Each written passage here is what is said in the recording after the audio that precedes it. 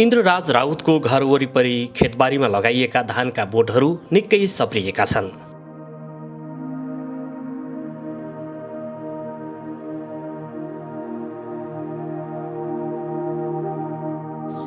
धानका बोटहरूसँगै घर वरिपरि लगाइएका बोट बिरुवाले सिङ्गो गाउँ नै हरियाली देखिन्छ।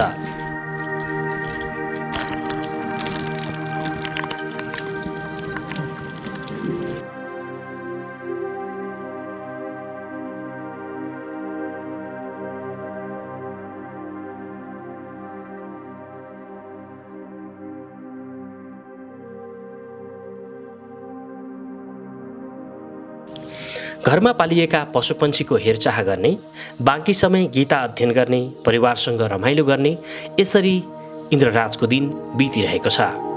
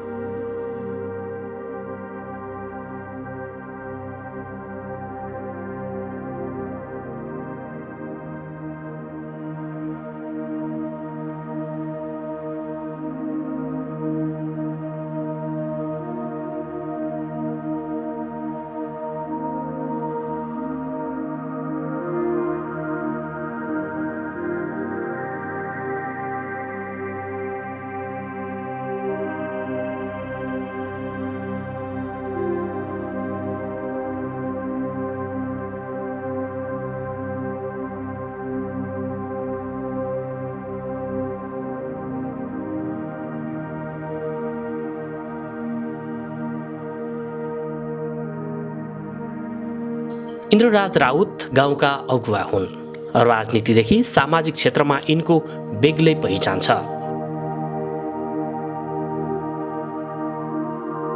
पूर्वी चितवनको रत्नगर नगरपालिकाको वडा नम्बर 9 स्थित लालपर्सा गाउँमा बस्दै आउनुभएका इन्द्रराज थारू समुदायका पुरानो खम्बा हुन्। पटक पटक चुनाव जितेका इन्द्रराजलाई सादगी नेताको रूपमा समेत लिने गर्दछन्। सुर्ती खाएर चुनाव जितेका नेता राउतको योगदान राजनीतिदेखि विकास निर्माणमा अतुलनीय छ।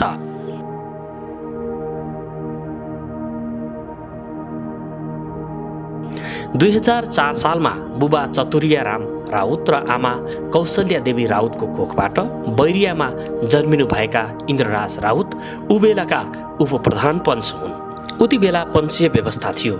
2029 साल जेठ महिनाको 16 गते उपप्रधान पञ्चमा निर्वाचित भएका इन्द्रराजले 2031 सालदेखि 2034 सालसम्म कार्यवाहक प्रधान पञ्चको जिम्मेवारी पाउनुभयो।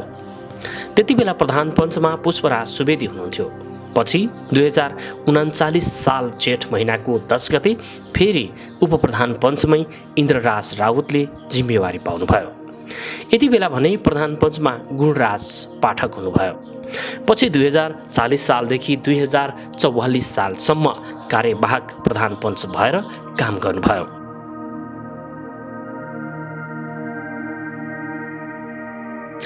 इन्द्रराज राउत राजादेखि कङ्ग्रेसी नेताहरूसँग राम्रो उठबस भएको पुरानो थारू नेता हुन्। उहाँको पालामा भएको राजनीतिक व्यवस्था र अहिले जारी राजनीतिक अवस्थालाई मसिनो गरी अध्ययन गर्नु आवश्यक छ। राजनीतिदेखि सबै क्षेत्रमा थारू समुदाय किन पछाडि परे? आउनुहोस् आजको कार्यक्रममा पुराना पुस्ताको अनुभवलाई सुनौ। आजको अङ्कमा हामीले यिनै पुराना पुस्ताका अगुवा इन्द्रराज राउतको अनुभवलाई समेटेका छौँ। उहाँको अनुभव बडो रोचक र रमाइलो छ। सकेसम्म कार्यक्रम अन्तिमसम्म हेरेर साथ दिनुहोला। हाम्रो च्यानलमा अपलोड भएको भिडियो नियमित हेर्न चाहनुहुन्छ भने कृपया सब्स्क्राइब बटन थिच्न नभुल्नुहोला र तपाईँको प्रतिक्रिया पनि लेख्नुहोला।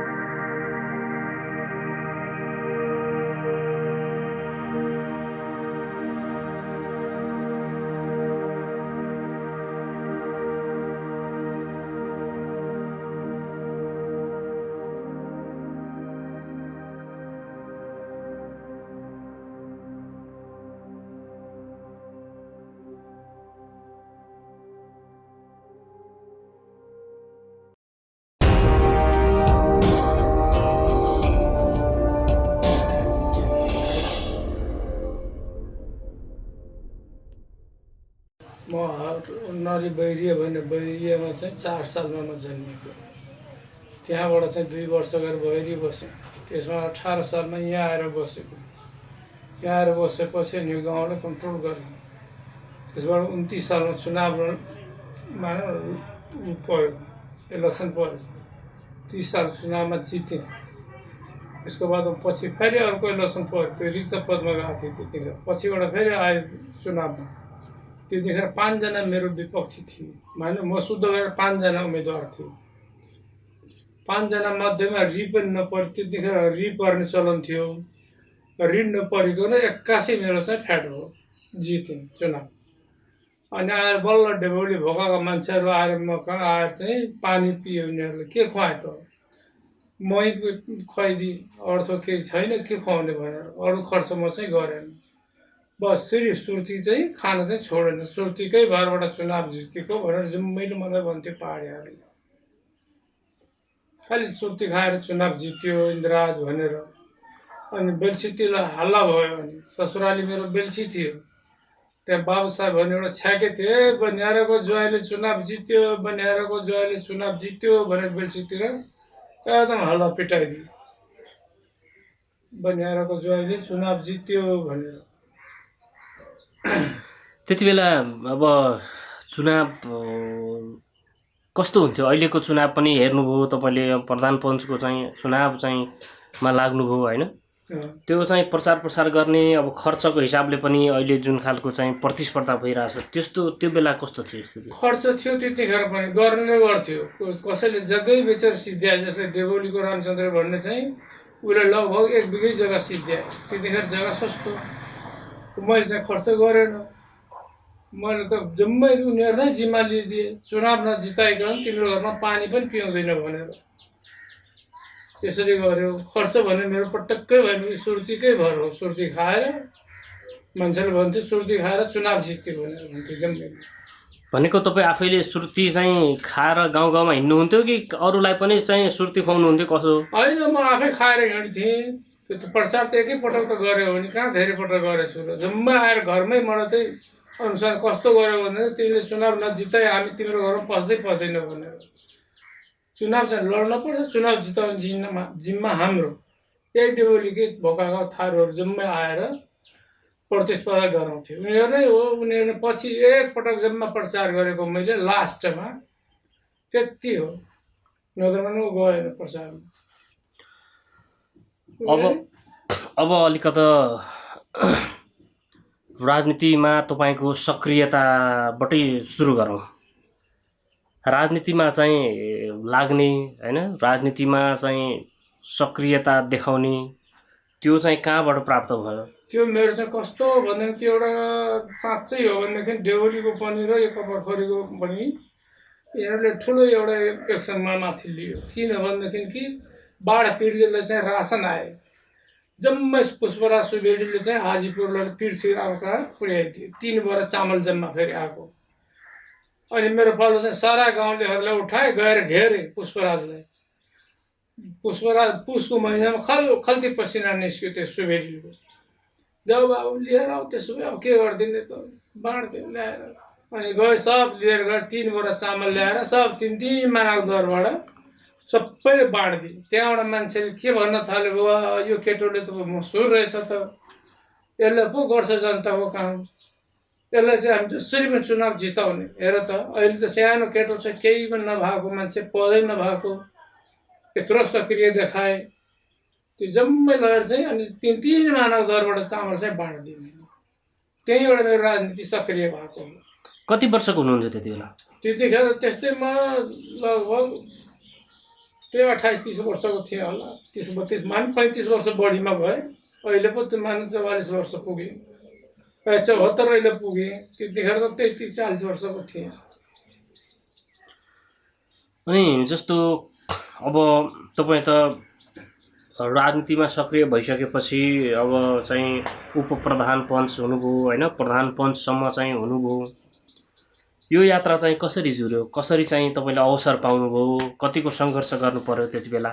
यो सङ्घर्ष मैले केही पनि गरेको होइन। मुख्य चाहिँ विरोधी भइदिएर मेरो चाहिँ सक्रियता बढेको हो। जब मेरो कडा विरोध गर्न थालेपछि डन्टा लिएर लाठा लिएर मान्छे चाहिँ मेरो सहयोगमा सारा थारूहरूमा उल्टिए।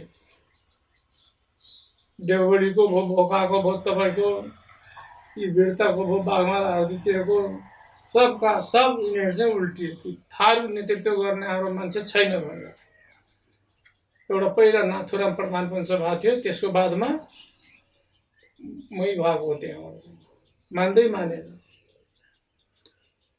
त्यति बेला चाहिँ प्रधान पञ्च भइसकेपछि चाहिँ प्रधान पञ्चले गर्नुपर्ने कामहरू कस्ता खालका कामहरू थियो, केसम्म अधिकार पाइन्थ्यो? यो विकासकै काम हो, निमित्तै प्रधान पञ्च त्यतिखेर पनि खास गरिकन विकासकै काम हो। जे गर्न पर्ने, जस्तै यो बाटो तपाईँको यो देवोलीको बाटो सिधै ल्याउन जबरजस्ती गरेर मैले नै हो।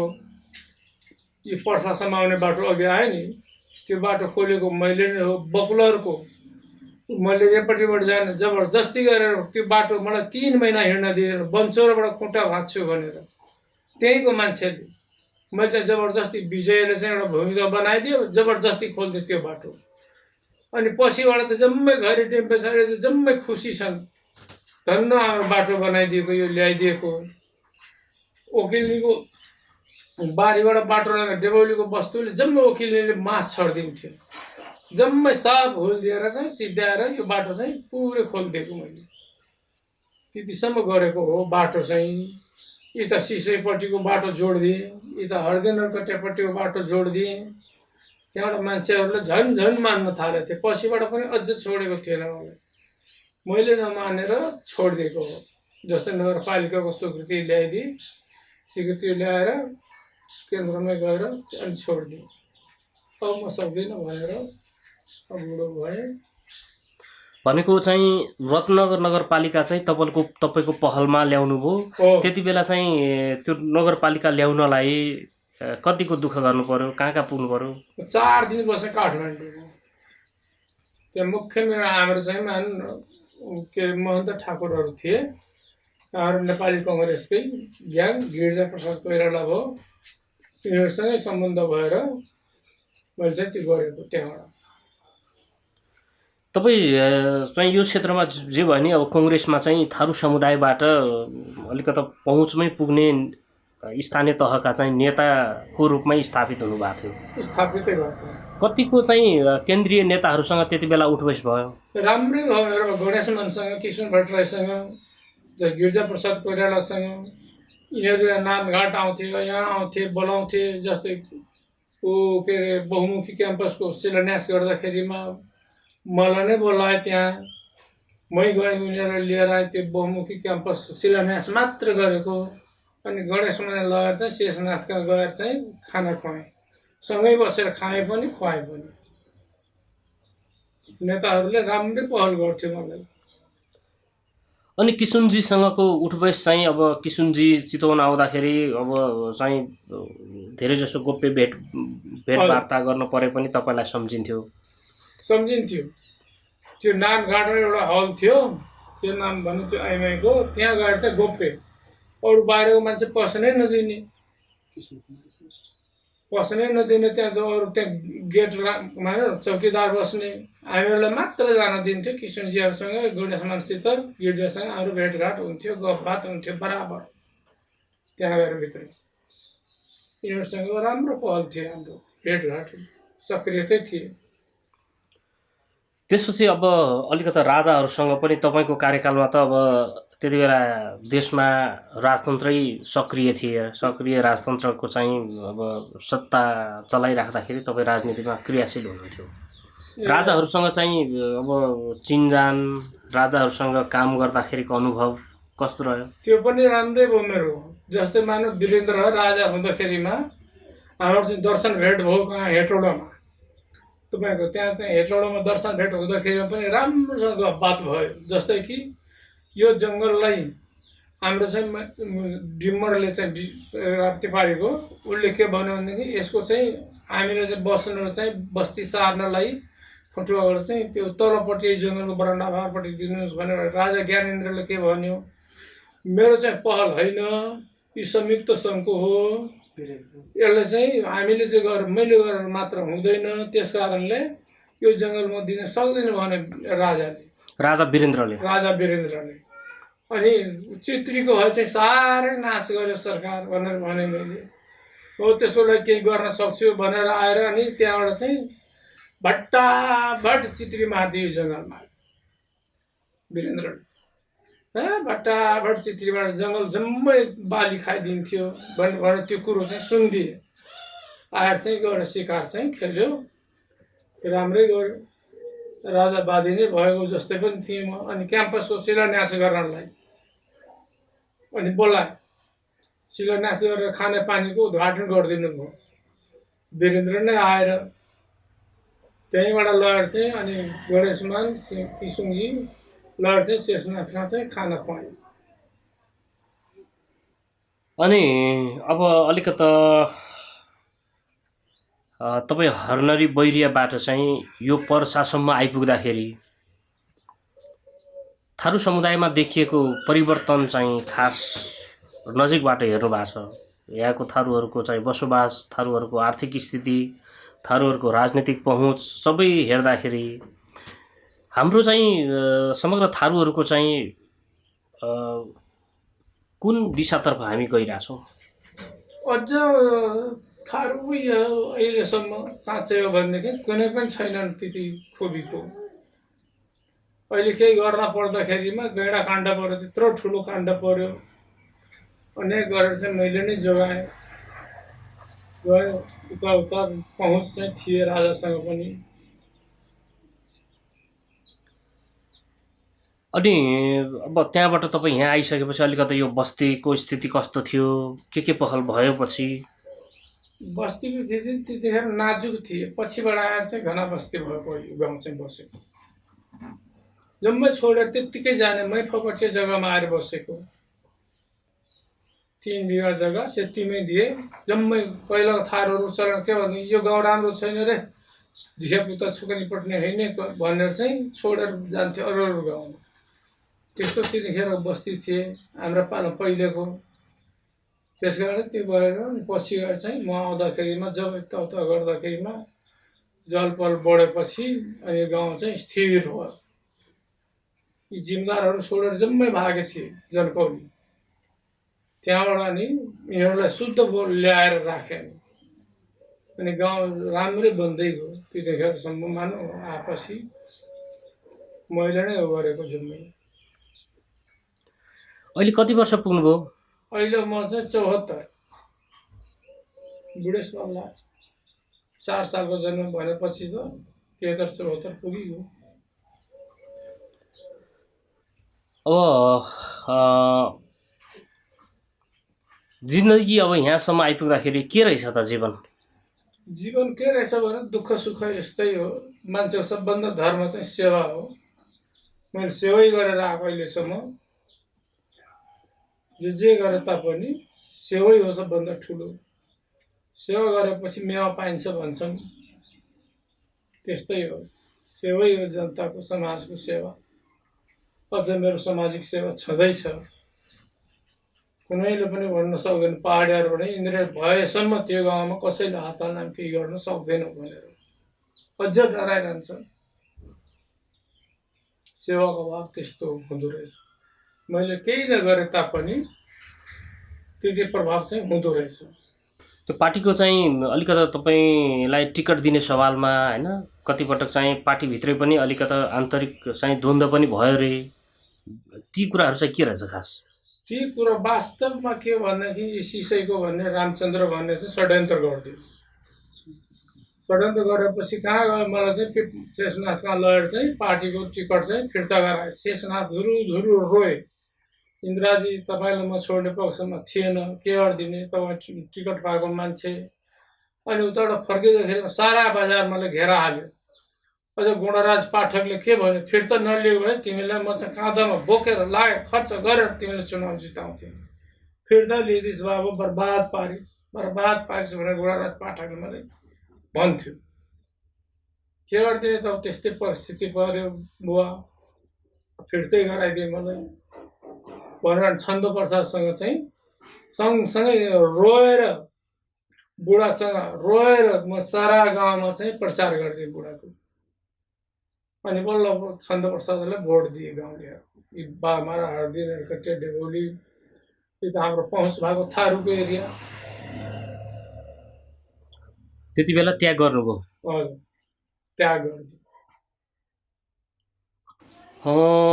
अलिकता अब यो चुनावकै प्रसङ्ग जोड्न चाहेँ मैले होइन। चुनाव त्यति बेला हुँदाखेरि र अहिले अब चुनाव हुँदाखेरि जुन खालको तडक भडक चहल पहल हुने त्यस्तो पनि थियो पहिला? पहिला थियो त्यस्तो, गर्नेले गर्थ्यो, जसको चाहिँ पहुँच भएको मान्छेहरू त्यस्तो गर्थ्यो। तर मैले चाहिँ गरेन, म त सिधा सादाबाट चाहिँ लडेँ। जस्तै 5-5 जना जस्तै मेरो प्रतिद्वन्दी म शुद्ध गरेर 4 जना प्रतिद्वन्दी उठे। ती जम्मै 4 जनालाई मैले चाहिँ त्यतिखेर पर्ने चलन थियो। आधा भन्दा भोट भयो भनेदेखि पर्थ्यो अनि पुनः चुनाव हुन्थ्यो। तर पनि परेन, सिधै एकैचोटि हाई लेभलमा आयो मेरो भोट चाहिँ। कति वर्षसम्म चाहिँ प्रधान पञ्च हुनुभयो? कति पटक हुनुभयो? लगभग निमित्तैमा प्रधान पञ्च गरेको हो। वास्तवमा लगभग 10 वर्ष जनता समाजको सेवा गरेँ। 10 वर्ष बिताउनु भनेको अब सामान्य पनि होइन। त्यति बेला प्रधान पञ्च भइसकेपछि सेवा सुविधाहरू केही पाउने थियो? केही पनि थिएन, केही पनि थिएन। बरु वडा अध्यक्षहरूलाई चाहिँ भत्ता दिन्थे, तर हाम्रो प्रधान पञ्चले केही पनि पाउँदैन थियो। खालि सिर्फ सेवा मात्र हो, ठुलो सेवा। गाउँघरमा आउने विवादहरू, समस्याहरू, झैझगडाहरू मिलाउने जिम्मा कसको हुन्थ्यो? त्यसमा चाहिँ जसरी निर्विवाद रूपबाट मिलाइदिन्थेँ म, विवाद हुन नदिनु, पक्षपात नहेरिकन निष्पक्ष रूपमा कुनैको पनि झगडा हुँदाखेरि अथवा मानु कहीँको पनि या बजारको हो, बजार त हाम्रो एरिया पर्यो, हुँदा पनि म चाहिँ हुन दिने थिएन। म निर्विवाद रूपमा मिलाइदिन्थेँ। यो चाहिँ राजमार्ग छ नि हाम्रो, यो चाहिँ अब नारायणगढ हेटौँडा सडक खण्ड यो बनाउँदाखेरिको चाहिँ तपाईँलाई याद छ? थाहा छ। त्यो पैदल हिँड्थ्यो त्यतिखेर, त्यो मेन बाटो बनाउँदाखेरि। त्यति बेलाको स्थिति कस्तो थियो? पछि के सुधार भयो होइन? बाटो कहाँ थियो पहिला? त्यो त धेरै सुधार भयो नि। त्यतिखेर त त्यसो बनाउन लाग्दाखेरिमा अहिले मान्नु मन्दिरनिर एउटा मान्नु ट्याङ्कर पल्ट्यो, धेरै मान्छे मऱ्यो त्यहाँ। चिप्लो माटो, पानी परेको, भर्खर माटो बनाउन लाग्थ्यो, खोल्न लाग्थ्यो त्यो बाटो। त्यतिखेर त पैदल हिँडेर हामी भरतपुर जान्थ्यो रिपोर्ट गर्नलाई, कुनै चिजको पनि। काठको घरमा चाहिँ मालपोत बस्थ्यो भरतपुरमा, त्यो पक्की घर त छँदै थिएन। अब यो प्रधान पञ्च भएपछि गाउँको विकास गर्ने जिम्मा पनि तपाईँलाई हुन्थ्यो। यो स्रोतहरू चाहिँ अब केन्द्रबाट चाहिँ कति आउँथ्यो? तपाईँहरू चाहिँ कसरी त्यसलाई म्यानेज गर्नुहुन्थ्यो? त्यही स्रोतको अहिलेको जस्तो स्रोत भइदियो भए के हुन्थ्यो कि जम्मा 1800 स्रोत दिन्थ्यो। 1800 प्रधान पञ्चले चाहिँ विकास गर्नलाई 1800 के गर्न सक्नु? मेरो पालो वडा अध्यक्षहरूलाई जिम्मा लगाइदिन्थ्यो। ल के गर्न पर्ने तपाईँहरू नै गर्नु सक्नु। वडा अध्यक्षहरूले अलिअलि 200-400 गरेर कहीँ यसो चाहियो अलि धेरै ठाउँमा चाहिँ गर्थ्यो।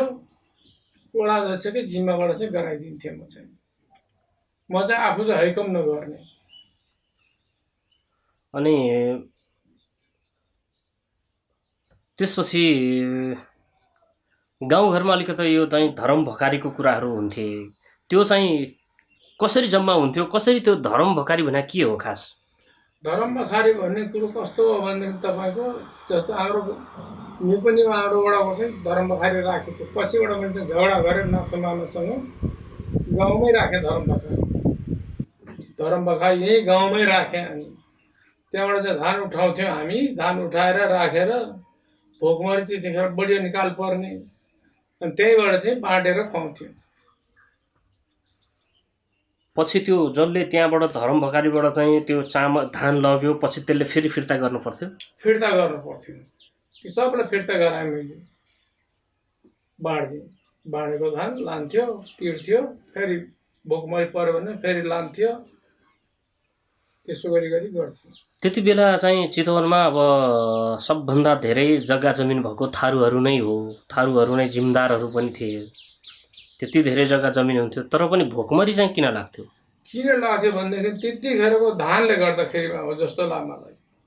किन मेरो आफ्नै लगभग 13-14 बिघा जमिन सिँगै खरायो लगाउँथ्यो, थुप्रै धान झर्थ्यो, तर फल्दै नफल्ने अन्जनता र कनौजिरा भन्ने मसिनो धान फल्दै नफल्ने थोरै आउने, लगभग बिघाको त्यही 12-15 मुरी आउँथ्यो, धानै नफल्ने। पछि गएर चाहिँ यो धानको बिउ परिवर्तन गर्नको लागि म चाहिँ जनकपुर गएँ। जनकपुर छु, जनकपुर होइन त के अरे जितपुर गए कृष्णबहादुर कुँवरा लिएर धानको बिउ लिन परिवर्तन गर्नको लागि। त्यहाँ गएर हेर्दाखेरिमा कुनै धान होचो, कुनै धान अग्लो, किन यसरी रोप्यो तपाईँहरू धान? क्रस भएपछि अनि धान चाहिँ राम्रो फल्छ भनेर भन्थे। अनि त्यहाँबाट नयाँ धान बिउ ल्याएर IR 8, IR 20 अनि यस्तो यस्तो धान लिएर आएर सुरुवात गरेको धान, नयाँ विकासी धान ल्याउने चाहिँ मै हो चितवनमै। अरू पछिबाट ल्याए, त सुरु गरेको चाहिँ मैले नै हो लिएर आएँ। त्यसपछि अलि सहज भयो? सहज, धेरै सजिलो भयो नि। तपाईँको 8 चाहिँ एकदम राम्रो फल्ने, IR 8, IR 20 हो तपाईँको, राम्रै धान फल्यो। त्यति बेला त जिम्दारहरू पनि भोकै मर्थे नि? जिम्दारहरू पनि भोकै मर्थ्यो त नि, धानै नफल्दिने। धान नफलेपछि के गरोस् र? जिम्दार होस् कि रैती होस्, फल्दै नफल्ने धान। तपाईँले सबभन्दा पहिला चाहिँ मोटरसाइकल कहिले देख्नुभयो? मोटरसाइकल म त अहिलेसम्म लिएकै छैन, चलाएकै छैन, छोराहरूले लिएको हो। होइन, देख्नुभयो पहिला के मोटरसाइकल चाहिँ कहिले देख्नुभयो? त्यो कति सालमा हो, कति सालमा धेरै पहिले देखेको, त्यो त बिर्सेँ। कति वर्ष मोटरसाइकल कहीँ एकाधवटा मात्र देखिन्थ्यो, न त खालि साइकल। जहीँ गए पनि साइकलको भिड हुन्थ्यो। म पनि एउटा 250 मा साइकल किनेको थिएँ, जता जानु पर्यो नि त्यो साइकल चलाएर जान्थेँ। त्यति बेला त साइकल हुनेहरू पनि धनी नै मानिन्थ्यो नि, होइन?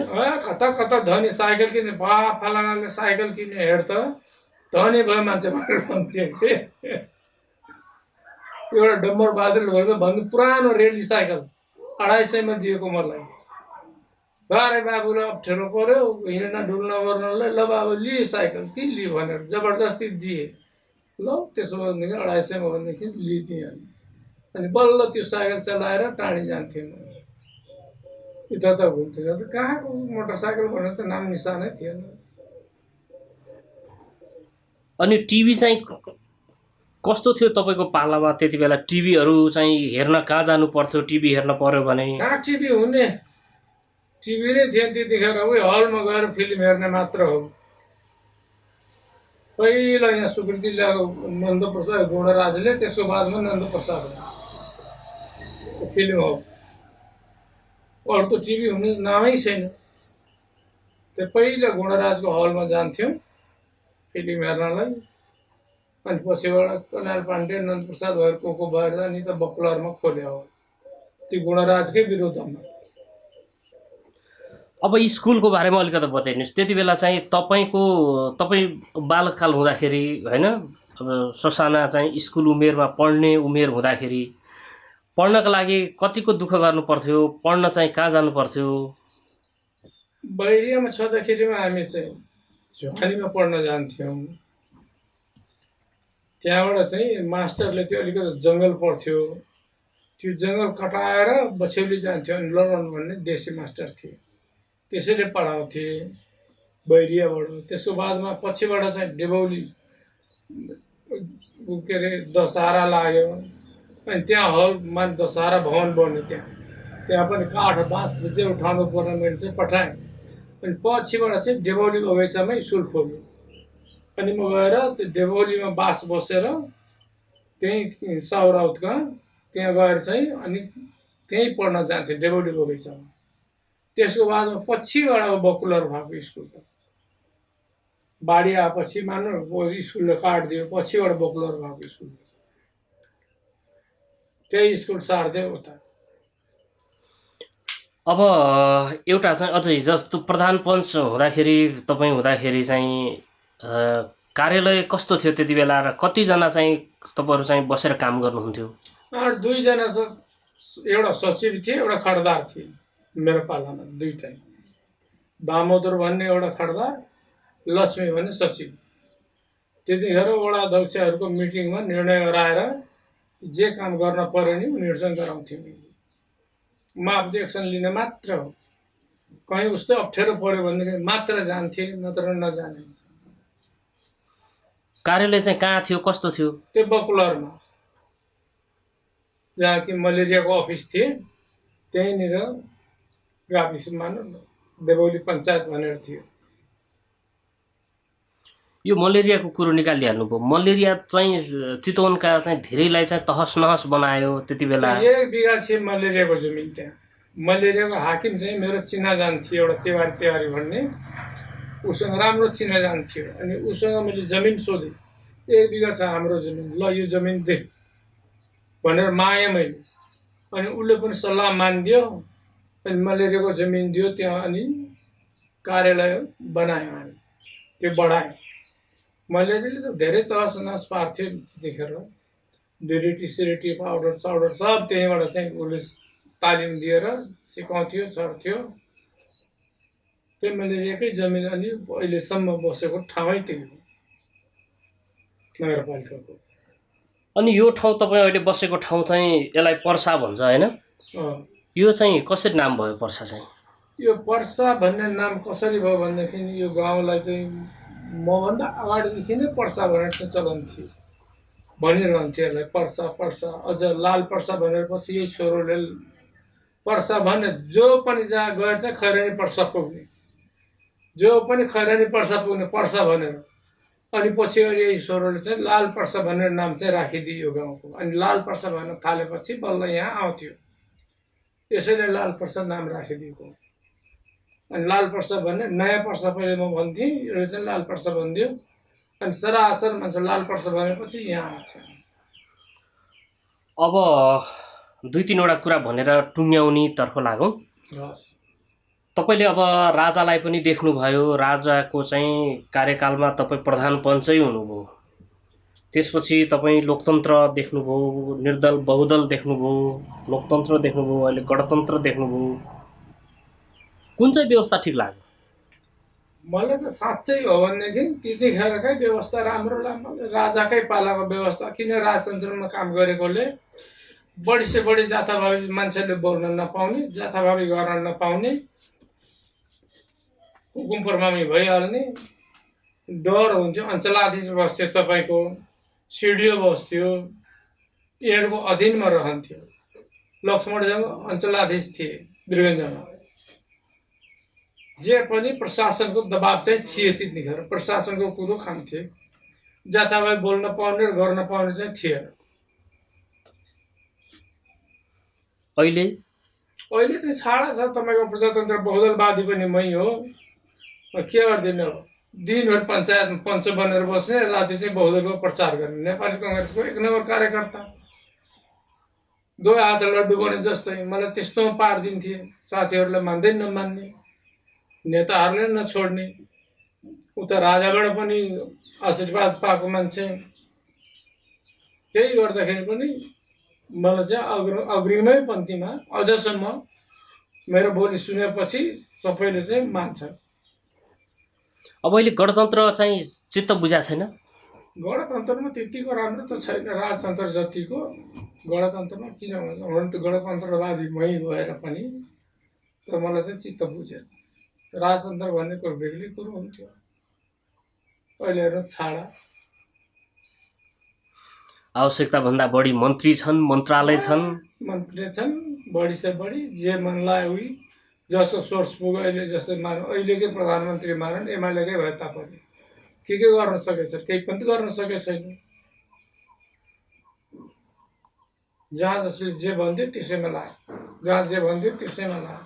त्यतिखेर त हुकुम थियो, फिटिक्क भन्न नपाउने केही पनि।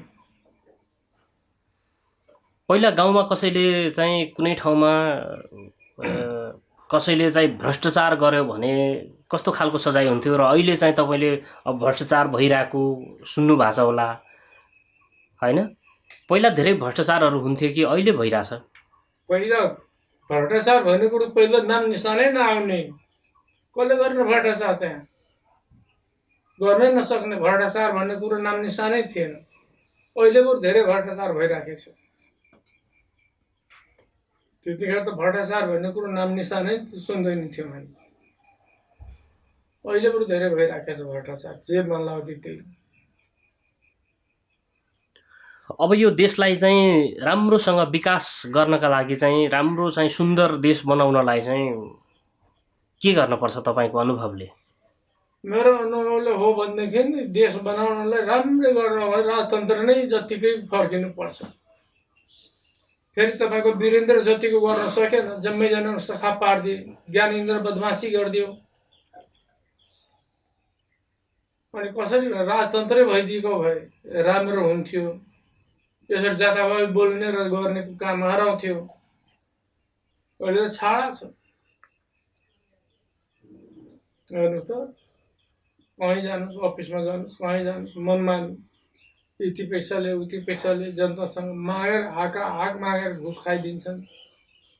त्यतिखेर त थियो नि त्यो कुरा। राजा महेन्द्रसँग कति पटक भेट्नुभयो?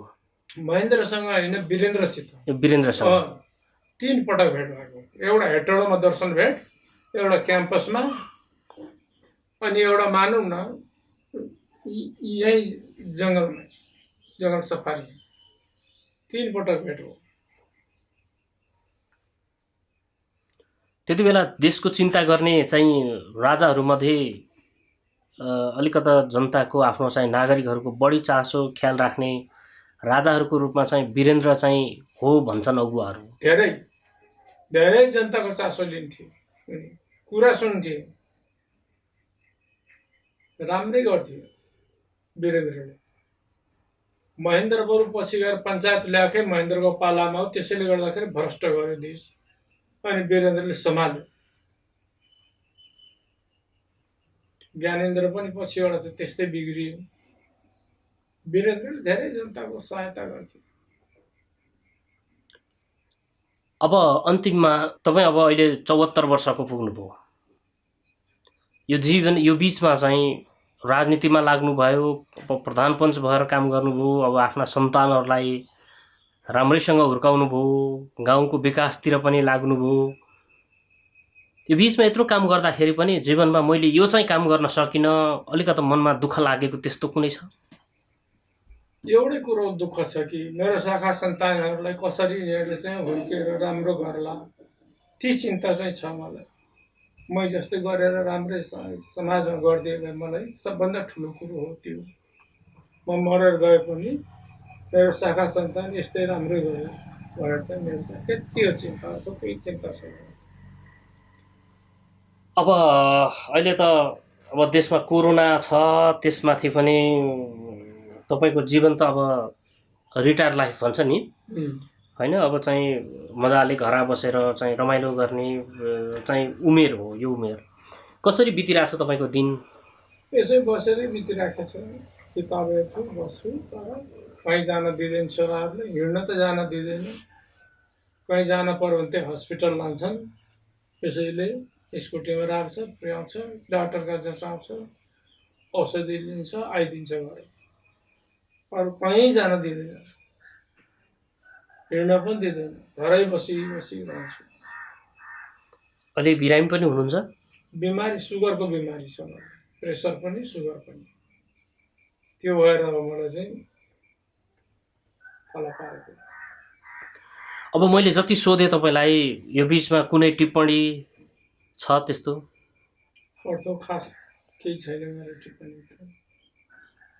यही हो, मेरो शाखा सन्तानकै लागि राम्रोसँग गरिदियोस्, यिनीहरूले पनि मेरो पनि जिन्दगी यसरी राम्रोसँग बितोस् भन्ने त्यति हो मेरो चिन्ता। किन उमेरले पनि भइसक्यो, औलो चलाएर पञ्चायतमा जान्थ्यो। त्यो अलिकता खुलेर बताउनुहोस् त, कसरी हुन्थ्यो? तपाईँ हलो जोत्दै जानुहुन्थ्यो अरे? बिहान बेलुका हर जोत्दा ठेकरिया भनेर भन्छ नि, गोरु थिए त्यतिखेर ट्र्याक्टर साक्टर त थिएन, खेती त लाउनु पर्यो, हलो जोत्थे अनि खानासाना खाएर पञ्चायतमा जान्थे। अनि त्यहाँ गएर हाकिमको काम गर्ने, एक बेलुका आउँथे, त्यसरी पनि गरेर बसेथे। हलै जोतेर पनि प्रधानमन्त्री चलाएर बसेको मान्छे, गाडा चलाएर, काठे गाडा थियो त्यतिखेर, हलो। भनेपछि तपाईँलाई त चिया पसलमा बसेर चिया खाँदै गफ गर्ने, चुट्ने, यस्तो गफ लाउने समय मिलेन? मिलेन। त्यो कामै गर्दैन थिएँ म। कसैसँग फोकटिया गफ गर्ने चाहिँ चलन थिएन, अझसम्म छैन त्यसरी। तपाईँ त अहिले चाहिँ फुर्सद दिलो हुनुहुन्छ होइन? अहिले अब गीता पढ्ने, तपाईँको हातमा सम्भवतः गीता नै छ अहिले। अनि अब रामायण पनि पढ्नु हुँदो रहेछ तपाईँले। त्यसपछि चाहिँ अब यो चिना हेर्ने काम पनि गर्नुहुन्छ? गर्दैन त्यो कुरो चाहिँ, चिना त्यो ज्योतिषको काम हो। अनि पात्रहरू पनि हेर्नु हुँदो रहेछ? पात्र चाहिँ हेर्छु, तिथिमिति जस्तै कुनै पर्याय भनेदेखि यो पात्र छँदैछ, यही पात्र चाहिँ हेर्छु, गतेबार सबै तिथिमिति नक्षत्र।